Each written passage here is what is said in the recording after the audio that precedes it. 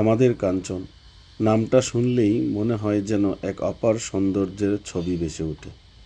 শীতলক্ষ্যা নদীর তীরে গড়ে ওঠা এই ছোট্ট জনপদ যেন প্রকৃতি আর মানুষের এক অপূর্ব মেলবন্ধন। নদীর ধারেই বয়ে গেছে কাঞ্চনের বাজার, যেখানে প্রতিদিন জমে ওঠে নানান রকমের মানুষের ভিড়। কেউ আসে জীবিকার তাগিদে, আবার কেউ আসে শুধু একটু স্বস্তির খোঁজে। এই বাজারের কোলাহলের মাঝেও একটা আলাদা শান্তি লুকিয়ে থাকে।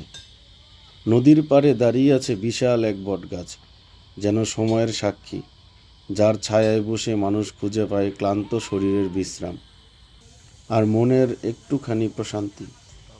চারপাশে পাটখালির দাগ, হালকা বাতাসে দুলতে থাকা প্রকৃতির ছোঁয়া আর মানুষের সরল জীবনযাত্রা, সব মিলিয়ে কাঞ্চন যেন এক জীবন্ত গল্প। আমাদের কাঞ্চন নিয়ে কতই না গল্প আছে। মানুষের কথায়, বার্তায়, চলনে, আচরণে অনেক কিছুই কাঞ্চনের মানুষের সরলতা খুঁজে পাওয়া যায়।